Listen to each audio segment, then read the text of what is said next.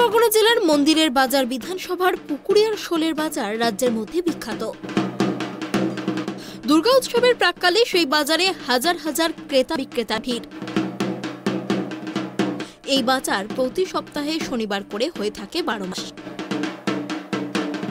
আর এই পুজো এলেই বাজারে ক্রেতা বিক্রেতার সংখ্যা দ্বিগুণ বেড়ে যায়।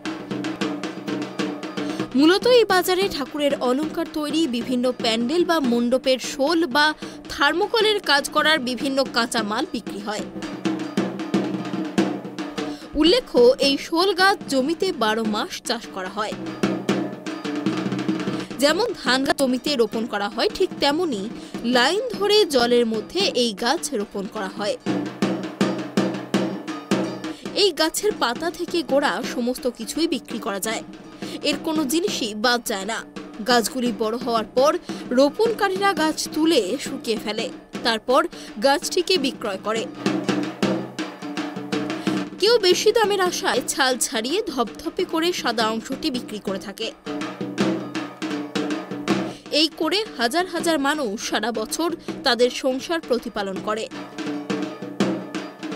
এই শোল কেটে নানা রকম নকশা করে ফুল, ঠাকুরের বিভিন্ন ধরনের গাছ, এমনকি মণ্ডপ সাজাতেও ব্যবহার করা হয়। এইভাবে হাজার হাজার পরিবারের সংসার চলছে জেলায়।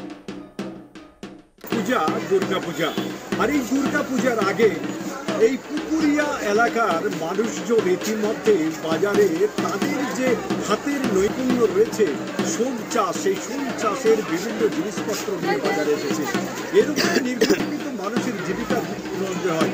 এবছর বর্ষার মধ্য দিয়ে মানুষ যখন ইতিমধ্যে অতিষ্ঠ হয়ে উঠেছে, বর্ষার মধ্যে কি করে পূজার বিভিন্ন রকমের গয়না তৈরি হবে, ঠিক তখনই দেখা যাচ্ছে মন্দিরবাজার এলাকার এই পুকুরিয়া বাজার, এই পুকুরিয়া বাজারে হাজার হাজার মানুষের ভিড়। তারা তাদের চাষ করা বিভিন্ন সোলারের বিভিন্ন জিনিসপত্র নিয়ে এখানে উপস্থিত হয়েছে। কেন এই জিনিসপত্র? মায়ের গায়ের বিভিন্ন ধরনের অলংকার তৈরি করার জন্য বিভিন্ন চাষ যারা রয়েছেন, পটুয়া থেকে আরম্ভ করে হস্তশিল্পী, তারা কিন্তু এই জিনিসপত্রগুলো নিয়ে যায়। আমার ভিডিও জার্নালিস্টকে বলবো একবার দেখাতে এই যে বাজার রয়েছে, এখানে কয়েক শতাধিক মানুষ কিন্তু ইতিমধ্যে বাজারে উপস্থিত হয়েছে এবং তারা কেন উপস্থিত হয়েছে? এই শোলগুলো বিক্রয় করার জন্য। আবার কেউ ক্রেতা, কেউ তো কিনে নিয়ে যেতে চাইছে। এখানে অনেকেই রয়েছে, তারা আমরা তাদের সঙ্গে কথা বলে জানবো যে কেন এই শোল বিক্রি করছেন তারা।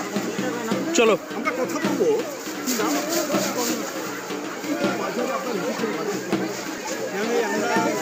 যে ফুল হয় না, ফুলের যে কাঁচামালটা তৈরি হয়, সেই কাঁচামালটা আমরা বিক্রি করতে আসি। এই যে বর্ষা, এই বর্ষা বাদলে কেমনভাবে চলছে আপনাদের? মোটামুটি শনিবার একটা করে হাট হয়, সেই হাটে আমরা কাঁচামালটা এখানে দিতে। এই চাষ হয় কোথায়? মাঠে মাঠেই চাষ হয়, নিজেরাই চাষ করে। তারপরে কীভাবে বিক্রি হয়? তারপরে এগুলো নিয়ে ফলের মতো শুকিয়ে আমরা মজুত করে সারা বছর এই মালটা প্রত্যেক সপ্তাহে আমরা মালটা তৈরি করে হাতে বিক্রি করি। এখানে কি লাভবান স্বনির্ভর হচ্ছে না? হ্যাঁ, মোটামুটি সংসার চলে যাচ্ছে, মোটামুটি সংসারটা মেনটেন। চলো সংসার চলে যাচ্ছে এই চাষ করে। এক ভদ্রলোক তিনি অকপটে স্বীকার করে নিলেন এই চাষ তাদের সুবিধা হচ্ছে, এই চাষ তাদের মুখে হাসি ফুটেছে। আমরা ইতিমধ্যে আরও একজনের সঙ্গে কথা বলে নেব। চলো দাঁড়াও। হ্যাঁ, যা বলবে তাই বলবো।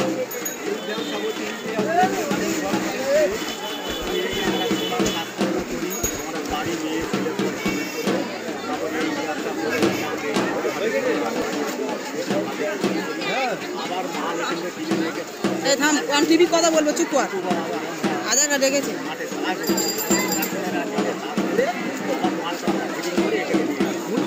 যারা শোলের কাজ করে, গয়না তৈরি করে, না, এরা হচ্ছে মানে অন্য কাজের লোক, হাওড়া থেকেও আছে, এখানকার লোকও আছে, যারা এই মালটা বিভিন্ন রকমের ফুল ডিজাইনের ফুল করে নিয়ে বাইরে সারা বছর।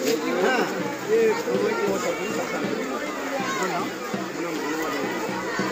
বনমালী বাবুর সঙ্গে কথা বললাম। সারা বছর এরা এই রুজি রোজগারের উপর নির্ভর করে তাদের সংসার চালায়। তবে আমরা এক গৃহবধূকে পেয়েছি, ওনার কথাটা উনি জানাবেন। আমরা আমার যে ভিডিও জার্নালিস্টকে বলবো দেখাতে কীভাবে সংসার চলছে এই ব্যাপারে আপনাদের কী লাভ।